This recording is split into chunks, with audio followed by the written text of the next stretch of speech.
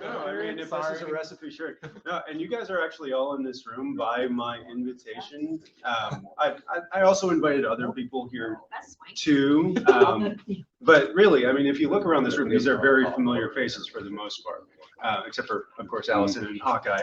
You guys haven't met Hawkeye yet. Hawkeye's really put himself above or ahead of the curve, really, with his engagement in this process. Mind if I share a little bit about? Yeah, no, so he's been to chiropractors before, various experiences. And from the not the very first visit, but when I sat down and gave him recommendations, I recommended supplements like I do with a lot of you guys. And he told me, you know, very frankly, like that I don't do that. That's against my philosophy. And I'm like, that's cool, right? Because ultimately, if you guys have sat through my Nutrition 101 class, and you know, if you're watching on the camera right now, take that one first. That's where you start. I say try to get as much as you can out of the foods that you eat, but then the problem becomes just how depleted our soil is, our farming practices, and trying to get those nutrients out. And then when you are suffering with things like inflammation that lead to neck pain or headaches or low back pain and sciatica, or even other health conditions like we're going to talk about today, then it starts to interfere with the healing process when you're not getting those nutrients in. And so that's where I come from with those supplements. But that's not the point of today. I always like to start with a story. The story I was planning on starting with actually has to do more with COVID, because I think that's really the reason why we're here this morning.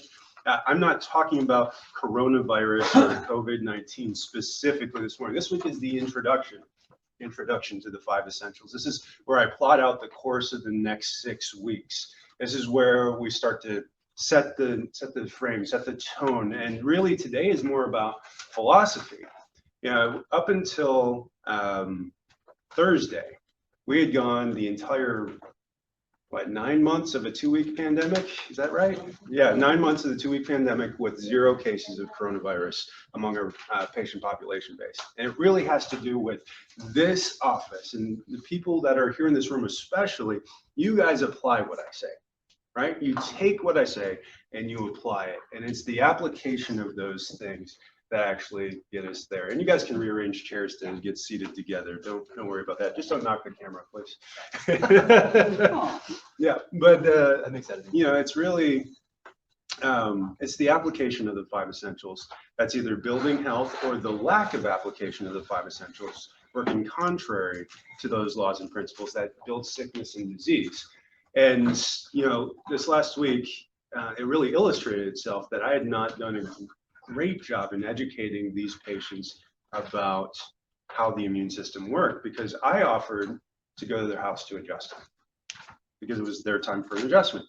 I didn't say I will charge you X amount of dollars to do that. In fact, for this room only, for this class only, even if you're watching on the camera right now, I will come to your house and I will adjust you, and it will not show up on your record of transactions when that happens. And the reason I do that, you know, finances aside, is because I know that there's nothing better that you can do for the health of your immune system and your entire body than get an adjustment. You look at all the research that's out there on the immune system right now, and one adjustment boosts your immune system by as much as 200% compared to the baseline. Take a population of people that have an immune compromised condition or autoimmune disease. Their immune system is boosted by as much as 400%. And we've known that since the 1980s. We've known that since the 1980s. But that's not what we learn in culture, right? Culture is out there and they're telling us to mask up, to isolate, to go hide. And this is basically what this couple asked to do. They were more afraid for me coming out to their apartments to get adjusted than they were wanting to get an adjustment. And that also brings up this thing of philosophy, right? Because that comes from a place where they think that they can get me sick because they have something. I'm here to tell you that you cannot get me sick. There is nothing you can do. There's nothing you can bring into my office that will get me sick, independent of what I do for myself to keep me healthy.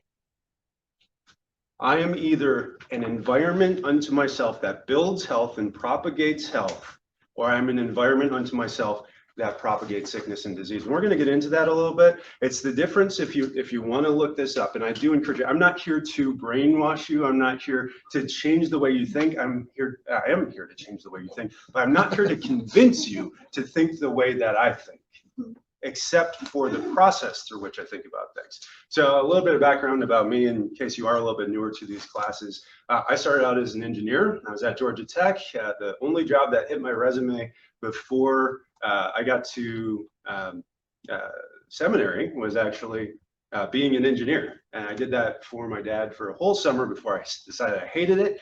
And then I switched degrees, graduated in something else, went into the ministry, worked there for about 4 years, then felt my calling elsewhere. You either do ministry as a vocation or ministry as a lifestyle or both. My calling was ministry as a lifestyle. And so I felt called into healthcare. And so I went to chiropractic school from there. And that's where I really felt like that culminated in all of this, because I thought, like most people do, that chiropractic is a pain care system, just part of the healthcare system that managed pain, that I was here to help people feel better. And while I still want that for everyone, it just, about a week into it, it really opened my eyes when my mom told me how I had gotten into chiropractic as a patient for the very first time, because I didn't really remember going to the chiropractor. Like, there's a couple memories I had from as a baby, or as a kid, really, because I don't remember baby stuff like most of us. We don't remember baby stuff. But apparently at 6 months old, or at 2 weeks old, I quit breathing. And for the first 6 months of my life, that was an everyday thing. Up to 14 times a day, I would quit breathing. And it wasn't until my mom's best friend got me to the chiropractor that anyone ever was able to point out why I would quit breathing. And now you guys know, because you've been in the office for these last few weeks, that exact same thing happened to Zeke. But I got to be there as his dad to intervene in that process. In that, I mean, you talk about devastating. You talk about wring your emotions out. Like I am a wrung out cloth right now. Like really, I'm giving you from a place of raw emotions. But to be able to step into that process on almost within the hour of when everything happened and kickstart that healing process again, so that we didn't have to go through that 6 months. He's been, or it was August 26th when it happened. He hasn't had a single incident where he's quit breathing or had a respiratory anything. And we've been monitoring. We bought an ankle monitor that measures his blood O2 levels and everything. And he's been good since that very first adjustment. And so it's all about, it's not even about the adjustment, it's about the cause. And we're going to get into those a little bit today as it pertains to your immune system and plot out the course for these next 6 weeks. But these next 6 weeks, this is about truth. We're going to learn truth this morning, because there's so much out there, so much information, really misinformation out there as it pertains to our immune systems and coronavirus. First, it was a bunch of people trying to make money off of it, right? Buy this silver, elixir and you won't get COVID. Never mind that silver doesn't affect viruses at all. It only attacks bacteria. Colloidal silver will not help you prevent coronavirus. You go on down the line, masks, it will help keep you from getting coronavirus. Never mind that there's research that shows that coronaviruses in general, which we've had around for decades because it's just the cold is a coronavirus, are smaller than even the holes in the N95 masks that they want to sell you for $100 a pop. The aerosolized particles of saliva that you spit out, that the people that make these masks say this will not prevent against the coronavirus, let alone a surgical mask or just a piece of cloth that we put across our face. And then you just, that's the technical details of those things. But what about philosophically? Philosophically, is putting a piece of cloth across your face going to keep you healthy? No, philosophically it won't, because there's nothing we can do on the outside here. There's no shirt I can put on. There's no supplement I can take that inherently unto itself is going to make us healthy. Our bodies heal and function on their own because of the intelligence that we were designed with. We are innately healers. We heal ourselves with this innate intelligence. And so it's about going back to the truth. And it really does start with philosophy. And we have, in this country, gone the other way with what we perceive as truth, or what culture perceives as truth. Right now, we live in a world where when you get a symptom, then you go get quote unquote healthcare, right? And we manage that symptom with medication. We diagnose it and give it the medication that matches the diagnosis. And when that diagnosis or that medicine doesn't work any longer, then we go get another medication. And if that doesn't work, we get another medication. Eventually, we're going to go to a special doctor to give us a special recommendation or a special diagnosis, definitely a special medication, all at a special price. He's called a specialist, by the way. And if that doesn't work, then we're out the door and we're over to a surgeon, because the surgeon's going to evaluate whether or not we're better off without an organ, cell, or tissue in our bodies, or whether those need to be knit back together because now we're incapable of doing that, or he's decided that we're better off without the materials that God decided we're better off with. It's a nonsensical system. Now, what it is great at is emergencies, and where the healthcare system that we live in, the culture that we live in today, and this chiropractic philosophy, this vitalistic philosophy you'll hear if you're talking to a massage therapist or you're talking to a Reiki healer, somebody that's coming from a different worldview, they call it vitalism. The idea that the body is capable, that it has an intelligence inside of itself to heal itself. This is not unique to chiropractic. It's not unique to medical doctors. It's not unique to surgeons. We all understand that there's nothing I can do to make you heal yourself better. But it's the expression of that innate intelligence inside you that allows it to happen. If you talk to a surgeon, you really get him to talk philosophy, he's not going to tell you that when I stitch you back together, the stitches or the cutting or anything that he does is actually what heals you. He's just trying to remove the interference, right, of your body being able to heal on its own. And that's where it works great in an emergency. But the third leading cause of death last year was actually emergency room errors. And they're the part of the healthcare system that I respect the most, that I think gets it right the most. Those interventions that keep you from dying, right? Because if you go dead, there's nothing I can do to bring you back. I'm not going to ingest in corpses in hopes that Jesus starts stepping in and making things happen. You have to have that life inside of you. You have to have that vitality inside you. But living this way, what does it get us? Well, 72% of Americans are overweight or obese. What's the number one comorbidity for coronavirus death? Obesity. Obesity. And now they're saying it's also being overweight. Just either yesterday or the day before, I read a report saying that's not just obesity, also being overweight does the exact same thing as far as risk factors. What we're seeing on death certificates. It's being obese, it's being overweight. Or the next ones? What are the consequences of obesity and being overweight? Diabetes, heart disease, lung problems, like the top causes of death in the United States. Approximately 6 out of 10 US Americans have a chronic disease. That's astronomically high. Heart disease, number one leading cause of death. This is considered lifestyle preventable. That's just heart disease. That's not cardiovascular disease. Cardiovascular disease, it was 840,000 deaths. Lifestyle preventable disease. Approximately 45.8% of people in the US last year used a prescription medication in the last 30 days. So you just, 1 out of 2 of us, right?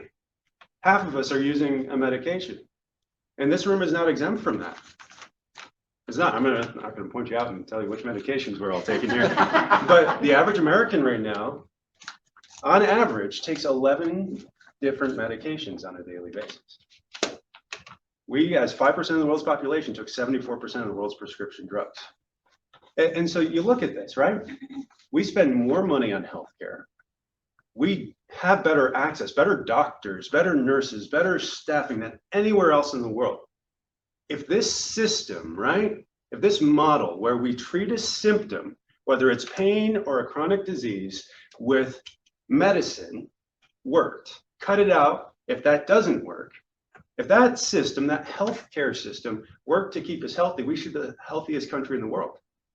But who has the highest coronavirus mortality rate in the world? The United States of America.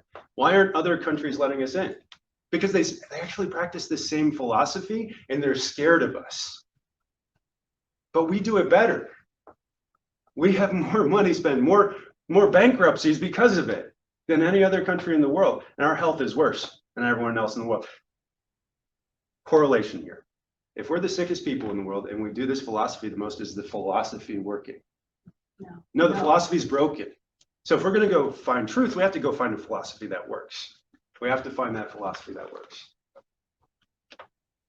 So what I'm proposing today is, instead of this sick care model, or this disease model, or what you guys have been taught in school all through, elementary to middle to high school as the germ theory model of healthcare, is actually a health model. So here's an example. Oh, did I not? Oh man, the picture didn't go. All right, so this picture of this, fantastic model here, who I have no idea who she is, was supposed to be a picture of a dog drinking water out of a pond. Now this pond had all sorts of pollution in it. All sorts of pollution. In today's model, in the United States of America, we know that dog drinking up to that water, if that's where that dog lives, he's gonna get sick, right? He's gonna start puking, and then if he adapts and he can drink that water, he's probably gonna get cancer, he's gonna get some liver disease. In today's model, what's the medical model going to do for that dog? Take out as much as it can. Well, number one is gonna diagnose him, diagnose the symptoms, give him medication for the symptoms that he's having, and send that dog right back to the same environment in which he lives. Anybody experience that? Right? You get that symptom, you get that diagnosis, and then right back to the same environment. Maybe say, get a Brita, right? Try Brita, that'll help, right? In the health paradigm, the vitalism paradigm, we say, okay, you do have these symptoms.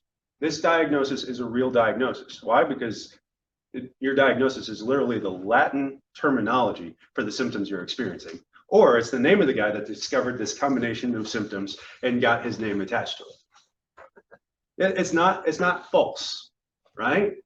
But is it truth with a capital T? There's a difference between something being right or accurate and something being truth when we're talking philosophy. If we leave that dog in that sick environment, even if we're able to get him to a point where he doesn't express symptoms anymore, is that dog healthy? No. So by definition, what do we have to do? We have to clean up the environment that dog surrounds himself with, starting with the dog itself. Now, does that dog need an adjustment? Probably, because of the stresses in his environment. But if, even as a chiropractor, because I have other friends that are like, no, I'm a chiropractor, I should only be adjusting spines. If I leave you in the same environment and just adjust your spine, yes, you might adapt to that environment slightly better, because have a more robust nervous system in spite of that environment, but we also have to start to adjust that environment too. Easiest way to do it is just leave that environment. Second easiest way is start cleaning it up. How do we clean it up?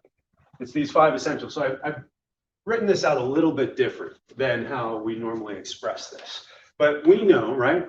Health is not a state of being symptom-free, and disease is not a state of having symptoms. Symptoms are just the point on this scale where you start experiencing that lack of function anymore. So we have 0% function being dead, 100% function being life. Now, how does that express itself? Well, number one, we have to have a healthy mental, emotional, and spiritual condition, right? All those things work together. You don't separate those three. Now, what you choose to believe in that's between you and God, right? That's, you come to a healthy place for you. Yep. Me personally, I believe that's having a right relationship with Jesus Christ. That's just my background, where I grew up, my truth within that. That's the lens through which I see the world. But this is true no matter what you believe. You have to have that. Start with that as the foundation. Number two, neurology. What controls that function within every system of the body? Right. Yeah, the brain, the spinal cord. And what my experience with little Zeke illustrated to me is that while the medical system acknowledges the role of the nervous system in this, they cut themselves short because they stopped neurology at the brainstem. They did not assess any part of his spine whatsoever, except the microbiome of his spine. They did a spinal tap. They measured the blood. They looked at the cerebrospinal fluid.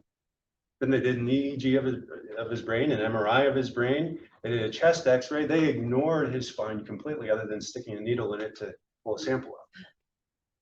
Like I had to be the only one that could do it. And then I told them multiple times, here's what I'm seeing. Here's what I'm finding. He's getting distressed when I'm pressing here. He's relaxing after his adjustments. He's not had these breathing problems since I adjusted him. And what did they do? I'm sure some of them absorbed some of it, but professionally. And what happened in the hospital, they just politely ignored me. In spite of it being the only intervention that did a lick. So neurology, nutrition. Now, that dog's biggest problem is nutrition. But these are all interwoven, right? So is he worse off neurologically because his nutrition is bad? That dog. Yeah, absolutely. Is he worse off mentally and emotionally and spiritually because his nutrition is bad? Absolutely. Absolutely. Now, you can try to overcome a lack here and a lack here by praying more, by meditating more, by having good coffee conversations more often with those friends and family that care about us more, right? And that'll make a difference. It's a step in the right direction. But if your lack is here, doesn't matter how much I adjust you, doesn't matter how much we do those other things here, we got to fill that hole. We got to fill that hole. So let's get that dog some good stuff. Now, that dog's probably getting a fair amount of exercise, run around that lake or pond, being in the wild, trying to chase down its own food. Fitness, quote unquote fitness, is not about having a six-pack. It's not about even necessarily being obese or overweight. That's just our society's way of measuring your level of fitness from a bird's eye view. And we have a very unhealthy emotional, mental paradigm when it comes to this. I don't care if any of you get a six-pack. I don't care if any of you hit 25 on the BMI scale, or if you're at 22.5 exactly.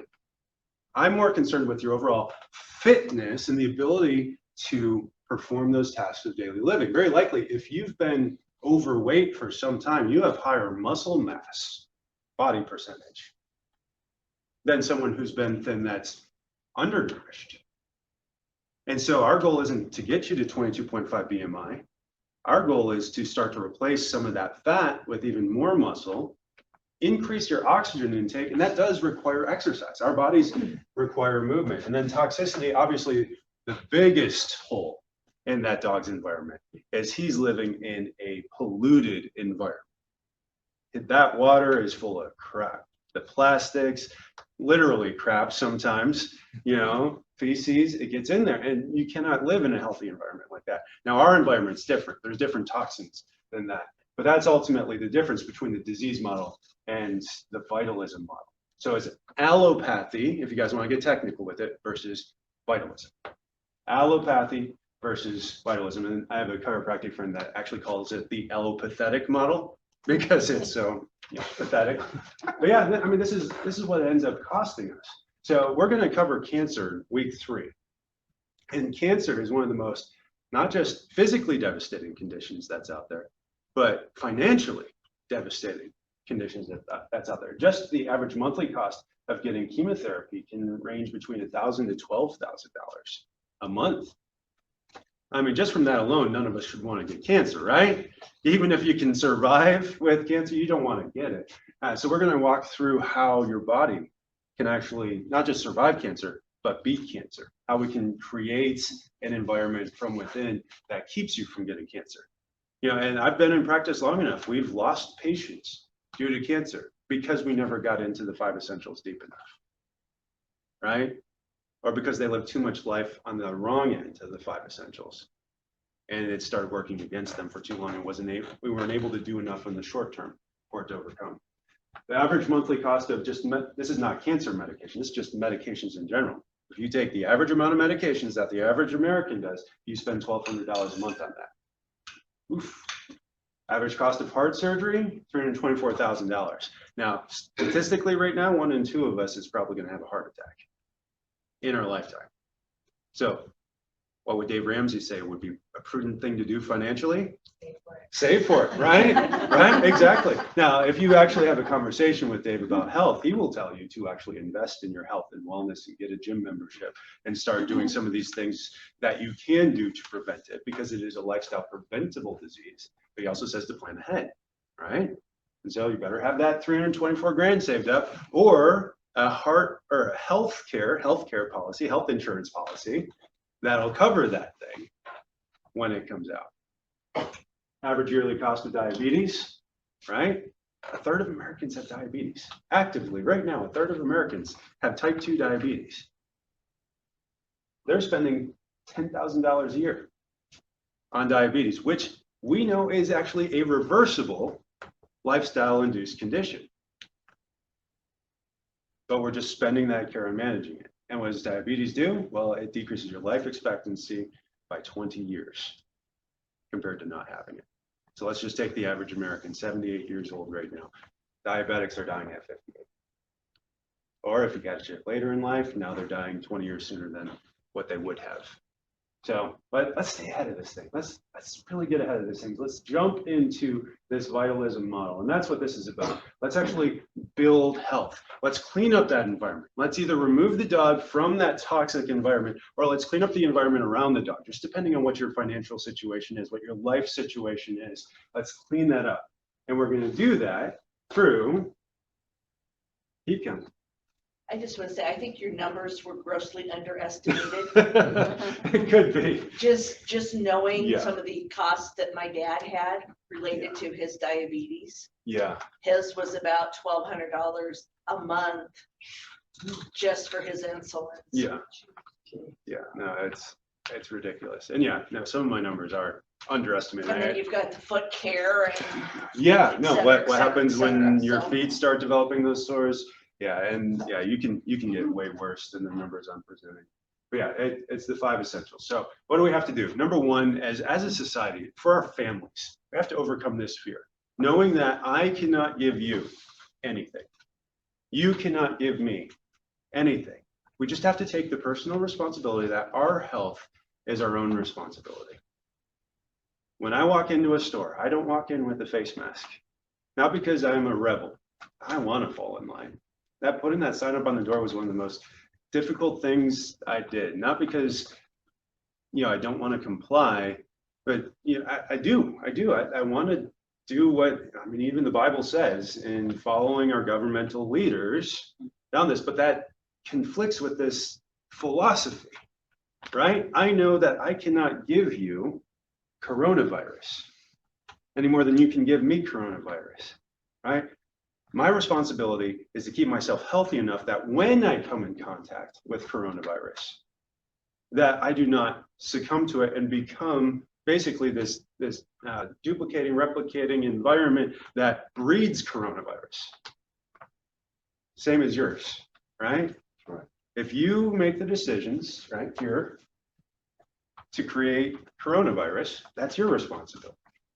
My responsibility is to teach you how to not do that, right?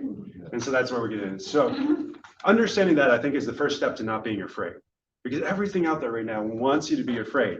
Wants you to be afraid. Like, we've created faceless monsters of our neighbors with this by covering up the part of our face that shows the most emotion, unless you get right up into their eyes, right?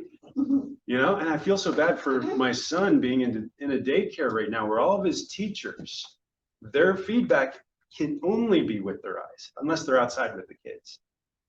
Where they're afraid to put these kids next to each other in the lunchroom. Never mind that they've been with these kids all the time. And so how do we overcome that? By knowing the steps to build this healthy environment inside of ourselves. And then teaching that to not just our families, taking that out beyond there, to our communities, to those people that we love. So over the next 6 weeks, what are we going to do? We're finishing up, hopefully here in the next couple of minutes, the introduction to the 5 essentials. Next week, we're going to dive deep into viruses, the microvirome that exists inside of every single one of us already, the microvirome that's around us at all times anyways. Currently, the research on this is way ahead of the medical practice. We don't understand it. Kind of like antibiotics and the microbiome. We're way behind until just recently we're starting to get more medical doctors recommending probiotics when they give you an antibiotic. Now we're in the same situation we were about 5 years ago with the microbiome. So we'll get into some of that. Week 3 is cancer awareness. I'm going to dive deep into neuroimmunology in week 4, how your nervous system is directly linked to the health of your immune system and what we can do about that.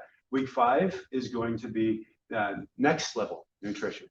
So if you haven't watched Nutrition 101 yet, go back and do that. If it's been a while and you need a review, go back. That's posted on our YouTube page. It's also on Facebook, but good luck finding it on Facebook.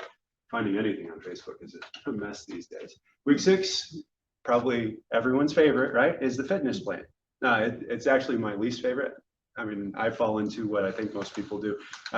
One of two categories. You either love fitness and eat whatever you want, or you eat very healthy and you don't work out. And I'm more I eat very healthy and don't work out very much. But our bodies require all these things. So I'm going to teach you how to implement some of these things over the next few weeks.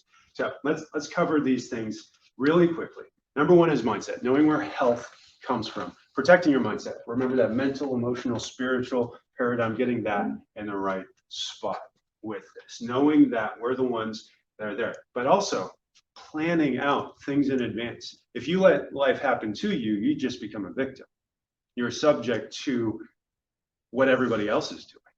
But if you plan ahead, if you prepare for your week, whether it's planning in workouts or planning in, grocery shopping, keeping a list of things that you're doing, planning out your chiropractic adjustments, right? We've given you guys an app that you can go in and reschedule that on your own at home. And if you aren't implementing that, maybe take a picture of how to do that and download that to your phone on your way out. I actually had a patient who is a computer programmer. His phone wasn't updated enough to be able to download it. So he went back to his computer and created an emulator that could download the app, so now he can manage his schedule from home, which isn't all that hard, but I don't expect that of people that aren't computer programmers either. So, but it gives you access to be able to plan in advance. And of course, even if you don't do that, just being able to send us a text ahead of time, being like, Monday's not going to work this week. Can I come in on Thursday? So long as we're not doing an exam, you guys can come in any time of the week.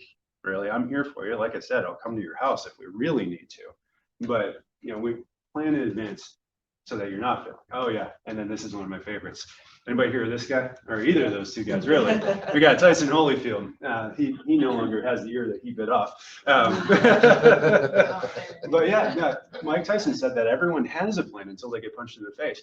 All of us got punched in the face in March. I was in the hospital with my wife giving birth to a beautiful baby boy. Nothing was different except I was having that baby boy when I walked in. When I walked out, the world had shut down.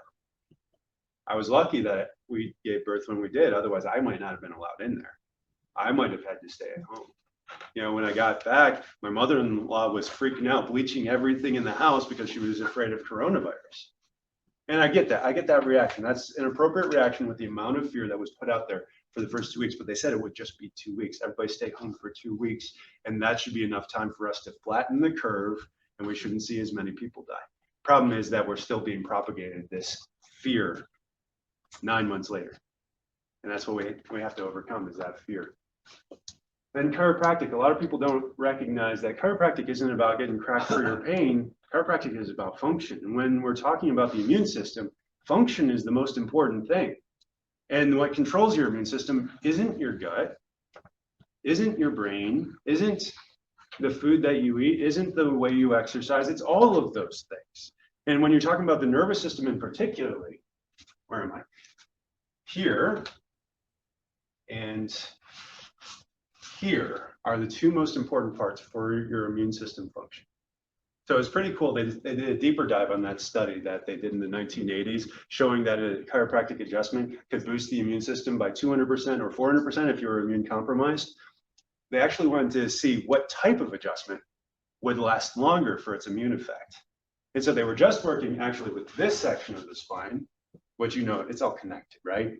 I see a problem in the back, I take an x-ray of the neck too, because it's all connected. But what they found is that an instrument adjustment only boosted the immune system for about an hour afterwards. So arthrostim, activator, integrator, only about 2 hours. A manual adjustment where bones pop and joints crack lasted for 6 to 8 hours. That immune system effect. And so as this hit, guess what I did? I started hitting you guys. I put down the arthrostim. I still use it, but I put it down. until we got to the top of the neck and we started working with the curves in the neck. Because I knew I had to be specific with that, but I also knew that I wanted your immune systems to stay good. And I credit that for a lot of what's kept it only one family getting coronavirus out of everybody in the office. And it's really, really cool. So yeah, absolutely. And I mean, you look at it, it controls everything. You just, it's like looking at the roots on a tree, right? The brain's underground, you know, but it gives rise to all these fruits at the top. And it's just really cool how God designed this system to heal and control and really grow it in the first place. And so we have to continue to honor that. And then recognizing that it is the source of all function.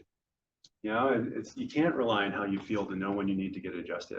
And you know, I was meeting with my pastor the other day, and he was talking about how much he loves what I do. He's been getting adjusted his whole life, but he's going to see another chiropractor in town, not because he has any disrespect for me, but because he offered him a great membership price, and he can just go get adjusted when he feels like he needs to. And you know, that's all well and good for him. Great that he can afford to get that care. But if all you're doing is basing when you need to get adjusted off of how you feel, and I said this on the radio, it's probably Monday's show because I record like 3 shows in advance. If you go to a chiropractor that only adjusts you when you feel bad, you're doing it wrong. He's doing it wrong. And granted, that's honestly the way they taught us in school, but they didn't teach us how to keep patients. They didn't tell us how to keep patients healthy. They taught us how to adjust within this disease paradigm. That was basically a pain paradigm. The stuff that I learned, I had to learn outside of school. How to correct a spine, how to maintain a spine, how to keep you guys healthy. I had to go above and beyond additional training.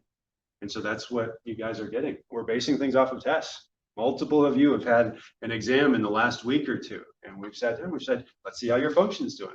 And we pointed out the hot spots and we made suggestions and we adjusted slightly differently based off of those exam findings. And so that's where we keep going, those regular checks, because we're aiming not for feeling better as much as I want that for you guys. I want you to function better. That sensation, remember, is about 60% decrease in function. And so that's what we're going to base everything off of.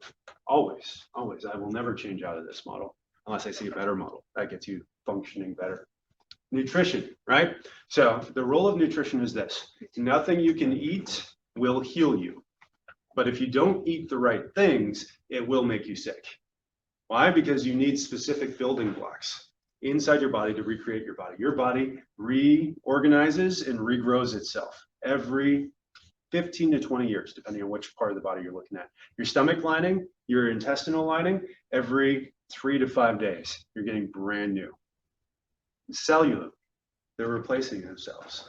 It's the intelligence that's doing it, but if you don't give it the right building blocks, it doesn't matter how healthy the intelligence is, the expression of that intelligence can be inhibited by the materials it's working, right? And then when the nervous system, it comes time to replace that, that's about every 15 to 20 years in the ideal environment. If you're not giving it those healthy fats or those right nutrients or an environment that's not inflamed, it will start to suffer. And so that's the role of nutrition here. I'm not going to teach you how you can take vitamin D and vitamin D is going to heal you of COVID. I'm not going to teach you that taking zinc and hydroxychloroquine and what's the other thing? Antibiotics at the same time? Is that what the frontline doctors? That's not going to cure you of COVID. But what happens to those people that those things actually helped them? They were deficient in vitamin C. They were deficient in zinc. And the hydroxychloroquine opened a channel in the cell to allow that zinc and that vitamin C to come in there better. So what do I give you guys out there right now? Vitamin C and zinc, so that your levels never get low enough that you have to go get a drug to get that in there. What will I give you when the sun starts going away and starts getting colder and you guys aren't getting outside as much? Vitamin D. I'm going to give it to you. And then I'm going to recommend you buy some too. Right? Because you're not here every day of the week. And just taking it when I give it to you is not going to be enough. So poor diet can be a major source of interference there.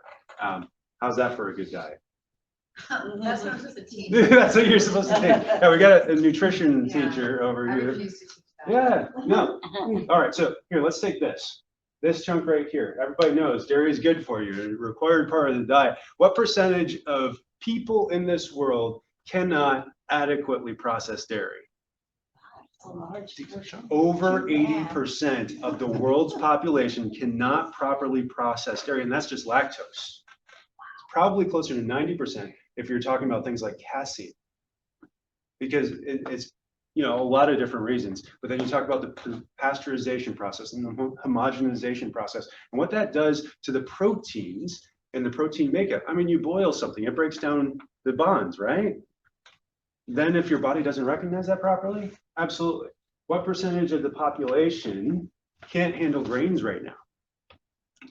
It's about 80% of the population, again, That's all they is eat. having trouble processing grains. I'm not saying they're gluten intolerant or anything, but we're having trouble with gluten, partially because this is one of the most sprayed crops with pesticides, right?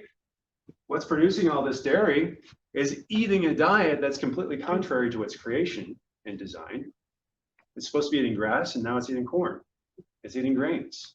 And it creates a very inflammatory product. And then, right, it's the foundation of everything. So I've said it in the past, and I'll say it again, this food pyramid is in the shape of the dollars from the industries that are contributing to the USDA and the different research organizations that are out there. You want to look at the most peer-reviewed journal sources basically being funded by lobby groups.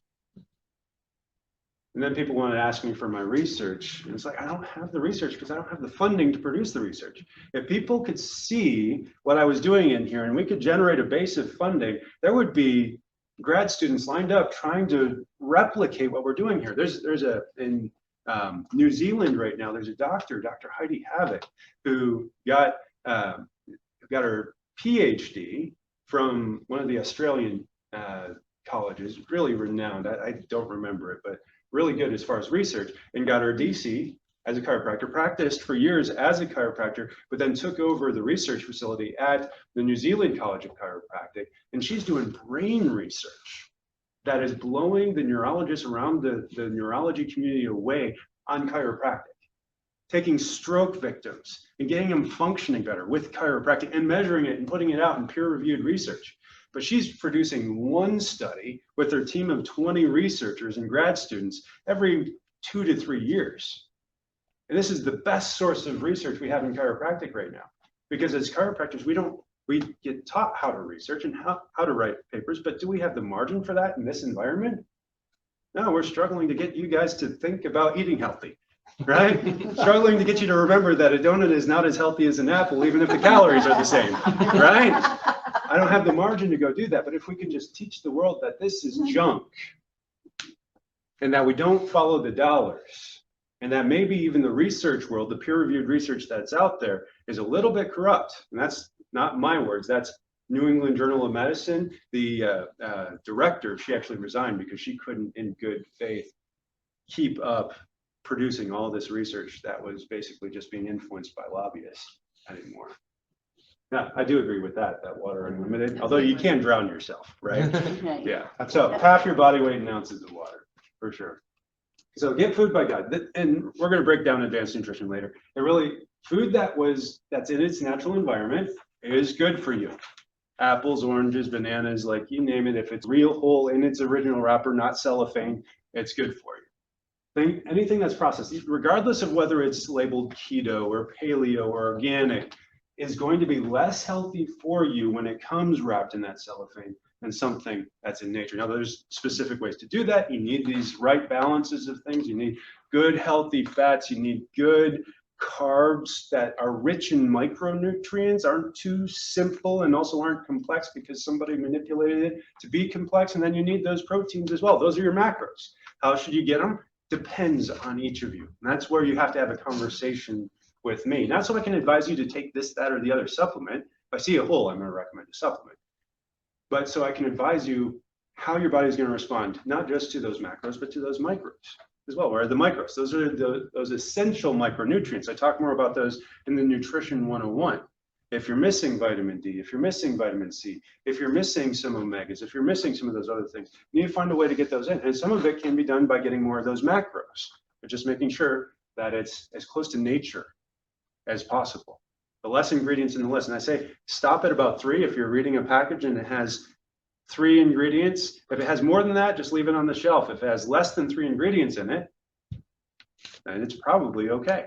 Probably. I mean, if one of them's like high fructose corn syrup, yeah, you can make an exception to anything, right? Yeah, just eat that way. And then it's very important that instead of counting calories, we count chemicals, right? If I had a handful of almonds and a Twinkie, the calorie count in there is virtually identical. Which one's going to make you healthy and which one's going to make you sick? Let's count the chemicals. If you get into that ingredients list and you can't pronounce it, neither can your body. Neither can your digestive system. And it's going to make you sick. So what are we looking for? BPA, artificial anything, nitrates, glyphosates, phthalates. Nitrates are going to be in your meat. Glyphosate is going to be sprayed on your food. That's the active ingredient in Roundup. And then phthalates, that's going to be coming from plastics. And oftentimes you'll find that even in, like, you walk into a GNC, you'll find that in some of their supplements. Some of these things. So someone walks in and says, oh, I'm already taking supplements. I say, let me see it. Don't just tell me you're taking that. Let me see what you're taking so that I can identify if it has any of those things in there. Because sometimes, right, vitamin D has a really long name. I don't remember offhand what its technical name is, but you wouldn't be able to pronounce that, but you also wouldn't be able to tell if that's what it is, where I would recognize that. Oh yeah, vitamin D, that's what that's called. You know, it's a hormone. So we have to know that we're counting chemicals, not calories here. Could you eat too many almonds and make yourself fat? Hypothetically, but you'd have to get really, really high, and you'd have to eat beyond this sensation of feeling full and then overstuffed. And it's going to get there before the calories do. If you're eating real foods, you get full at the right time. If you eat the wrong foods, you get full way after the fact and then pay the consequences later. Next is just replacing those processed foods, right? The problem with meat isn't that it's meat. The problem with meat is that it looks like that, right? You know, it's not the meat in here that's the problem. Sometimes it is because they ate a bunch of junk. It's what they're putting between all of this to keep it in that form for as long as possible so they can still sell it and make a profit. Because ultimately, that's the biggest problem is this is all profit driven. Who's going to make the most money off of the world's solutions to COVID right now?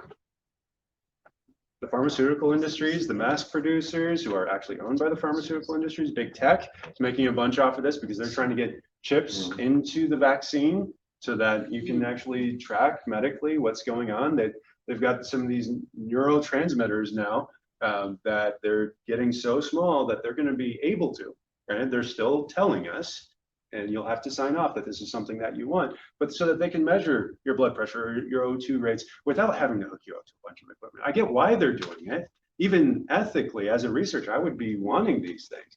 You know, like someone who's a fan of Iron Man, right? And anybody here watch the last Avengers Endgame, where he has like these this suit that puts it together at a cellular level? It's like nerding out. That's some of the coolest stuff out there. But you know, from a health perspective, how many wrongs do we have to make in that process to get there? How many times do we have to damage the body and the sanctity of the human body in order to get to a place where that actually works and we have the same understanding that God does about how the body's supposed to work? The smartest supercomputer in the world cannot keep up with your brain and what it's doing behind the scenes. That 90% of the brain capacity that we aren't actively using is controlling us all the time. It's not like it just shuts down. It's incredible what we're able to do. And we're trying to do that with meats and keep it there to be able to sell. And it's one of the largest sources of cancer. It's right up there with smoking as far as causing cancers. So from a nutrition perspective, start here. This is going to cover your bases. This isn't necessarily aimed at your immune system, but cover your bases with the daily essentials. I think most of you are getting these already. I don't have to tell this group to do that. Maybe some of you that are watching may be told to do that. But start there. This is the foundation. This covers some of those biggest holes that we see across the board. 90% of Americans are deficient in each of, if not at least one of these in here. So that's why we put this together, because they're the most common underutilized supplements. This covers you as far as vitamin D. This covers most people as far as vitamin C, although we can use vitamin C in different ways. So most people don't have to get vitamin C unless they're fighting off an infection. This covers you, I believe, for zinc as well. And so most of you don't have to go off and buy extra unless you want to keep some on hand for if you're ever struggling in one of these other areas, and you do contract an environment that is more suitable to host a virus, that's where some of those other supplements jump in, and those I've got laid out there on the table. Strengthen your immunity. How are we going to do that? We're going to minimize toxins, right? We're going to equip our body to be able to better handle toxic environment, because that's one of those things. I'm never going to take all of your stress away, and I'm never going to be able to remove all the toxins from your environment, right? I could technically teach you how to eat 100% perfectly, right? We could create a garden-like environment, and by garden I mean the Garden of Eden, where we go and we live and support ourselves forever.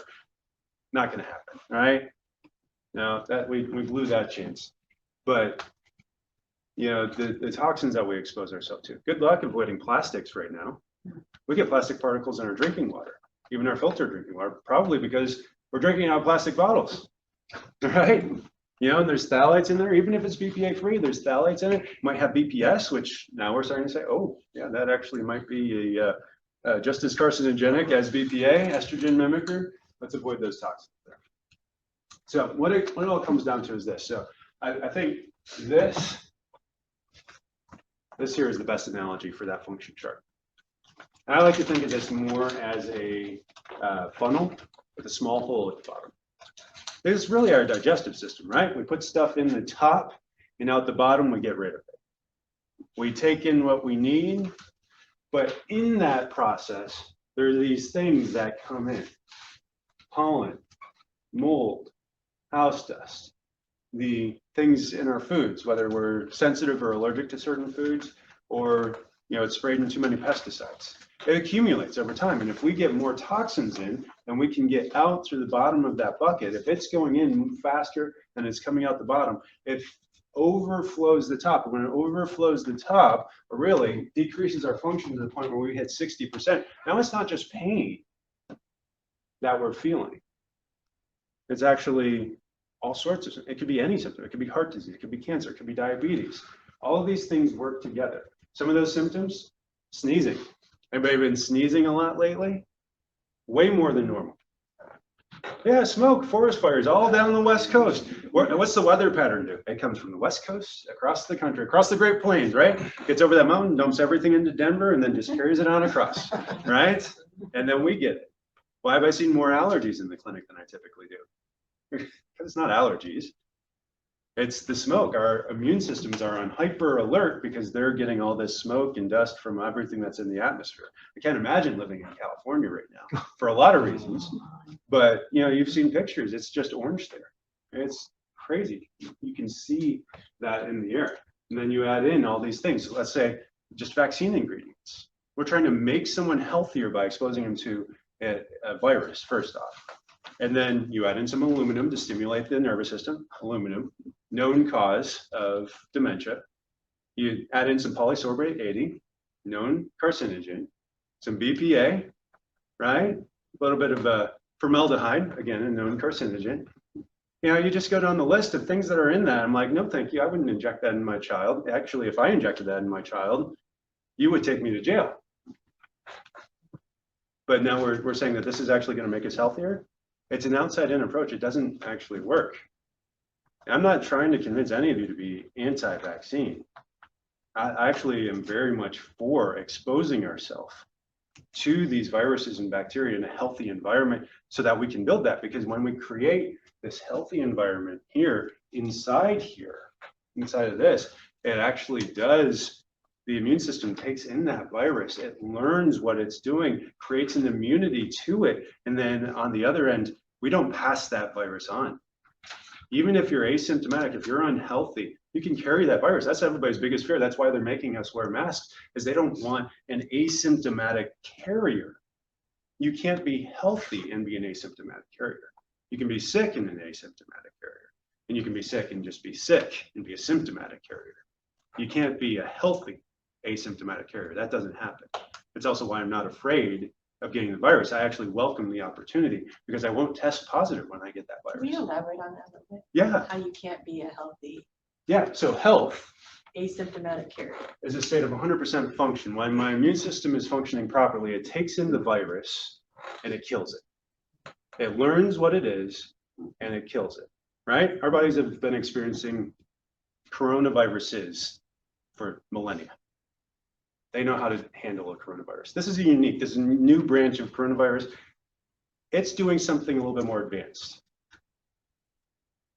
But if I'm healthy, I cannot give that turn to somebody because what it's Even doing. if you have it. Yeah. Okay. No, and I can't have it, quote Oh, unquote. okay. I would That's just be where exposed to it. Okay. If I get infected with it, I can be an asymptomatic carrier because now, right, it's gone in and it's found an environment inside where it can inject its DNA properties into my cells and create a growth environment for that DNA where certain RNA strands start to come out and go into other cells, and they do the same thing, they inject it. And regardless of whether I get symptoms or not, now as an unhealthy asymptomatic carrier, I'm spreading the virus. But if I'm healthy, that virus comes in there, my immune system surrounds it. So why do you think some people are asymptomatic carriers? Because they're not healthy. But why aren't they showing, Symptoms. why people are what's Symptoms here, and actually, I don't have my marker. 60%. 60%. We have to lose 40% function Okay. to express symptoms. So Okay. most Americans actually do fall in that 60%, right? 60% of us show the have a symptom. chronic disease Yeah. and they show a symptom. And this is why we're dying with coronavirus more than any other country in the world. But there's still, how many people aren't eating right, aren't exercising, aren't getting adjusted, aren't detoxing on a daily basis, aren't doing all these right things, look and feel fine, but then they get coronavirus, test positive, feel fine at home, but they have to quarantine because they tested positive. Mhm. You know, So they're just like a different level of health. yeah, it's a different level of Okay. function. Now, we have to define health as 100% function. Not all of us will ever get there. This is not a perfect world. But if I am 100% functioning, I cannot pass on to any one of you coronavirus. Do I know if I'm there? There's no way to know by feeling. That's where the testing comes in. If I go back there and I get a scan and I'm all red and I've been exposed to someone with coronavirus, maybe I should probably quarantine for 2 weeks. Make sure that I don't have it. But if I'm functioning, if I get green bars, or mostly green and just like a little pink that's slightly high and a little black that's slightly low, then I'm functioning as close to that as I can. Am I eating right? Did I have too much sugar today? You know, did I not get my nutrients in? What was my diet? These are questions we have to ask ourselves on a daily basis. And so each of you got one of these here today, right? Some of you have been taking notes on the back side of it. Some of you have been filling in. You read the instructions at the top. That's great. And some of you following along online, you have this digital file because I posted it to the group. If you want to print this off later, post it around the house, that's great. But these are our action steps for the next 6 weeks. Maybe don't even fill it all in today because we're going to be taking a deeper dive each of these next 5 weeks coming up, right? Because we're basically done, right? We've covered all 5 essentials now this morning, but we're going to take a deep dive into viruses next week. And that's probably where I was going to get into more of that. But yeah, just preview for you guys, Yeah, talking about sorry. that. And I'll draw a diagram out here for you next time, how a virus works and how it injects its strands of DNA and how those strands start to replicate themselves and create a host that does that. That's going to be for next week. But what does having adequate levels of vitamin C in our bloodstream do to that? Well, it keeps the immune system healthy. It also decreases the ability of a virus to come in and actually be able to change your DNA structure. The DNA structure becomes less likely to change when you have adequate levels of vitamin C. What happens when you have enough vitamin D? Well, the immune system stays on a heightened alert response. It is just a super protector. What happens when you don't have those things? Well, now changes happen like that. The immune system's on low, so it's sluggish in its response to anything coming in. And so we'll go through that, right? But yeah, so take some time, whether it's in the next couple of minutes here, you guys are welcome to stay. And you're welcome to stay to do whatever, right? Anytime you guys come to a workshop, you're getting 15% off any supplements. If you need to pick up anything like this, because you know, man, I'm not getting outside enough. My vitamin D3 levels are too low. Or I know I'm not getting enough vitamin C because my fruit and vegetable intake is not where it should be. Or I know, zinc, what's that? Let's get some of that in. you know, I'm here for that. Allison and I will happily check you out, but take a few minutes, fill this out, grab a pen. If you bring this back, if you watch anybody else, I posted Carolyn, your friend. I tagged her in a video this morning because I knew she might not be able to make it, of a different doctor doing this. And he's creating a warrior patient club. I'm planning on doing something similar with you guys. If you make it through all 6 weeks, these handouts that I give you, make a copy, turn them back in at the end of the 6 weeks, showing me that you've been at every single class, and that goes for you guys watching online as well. And you'll be part of that club, and that'll entitle you to the largest discounts that we're doing in our office, because you guys are the most committed to your health. I understand this is an investment, and so I want to make sure that this is as affordable for you guys as possible moving forward.